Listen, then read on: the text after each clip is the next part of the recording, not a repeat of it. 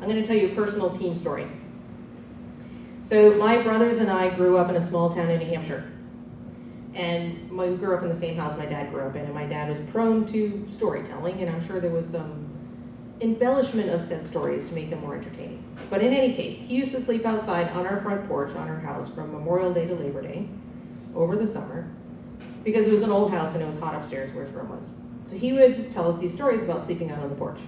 And as kids, we thought this just sounded so incredibly cool, so we decided to do the same thing. We decided to go sleep on the porch. We just never got around to coming back in. So we slept outside for 9.5 years. We ended up being in the Guinness Book of World Records after we'd been in for 5 years, which explained everything to the town, because people were like, why are you doing this? And we really had no explanation, but as soon as we were in the Guinness record book, they're like, oh, okay. It's like, for some reason, we went from completely insane to totally normal. Nothing had changed about our behavior. Just now we had external validation that what we were doing was important, right? Which entertained me to no end. But all of us made different sacrifices to not let down the team. So I went and lived my junior year of high school in Norway.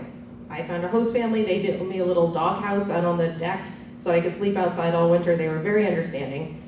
And in April, we took this trip with this group of Girl Scouters who were like 4th and 5th grade into the woods in Norway. I'm outside, it's 3 o'clock in the morning, I'm sound asleep. Apparently the girls were freaking out inside, and the leader of the group comes out and says, you have to get up and come inside because the girls are freaking out, they think a bear is gonna get you. I'm like, I don't even think we have bears in Norway, but okay, fine, right? I'm not gonna argue with 50 4th and 5th graders. The record was that we had never slept a night inside. So I decided I wasn't gonna break the record based on 40 or 50 5th graders, because that was letting my brothers down, that was letting my team down. So I was gonna stay up until 6 o'clock in the morning, at which point the sun was up and I deemed it was no longer night. So I ran around, I did sit-ups, I did jumping jacks, I did everything but sit still for longer than 30 seconds because I didn't want to fall asleep. But I made that sacrifice because I didn't want to let my team down. That's teamwork. Are you willing to sacrifice or do things for the rest of the team, for the sake of the team and what you're trying to do, that you may not be willing to do for your own?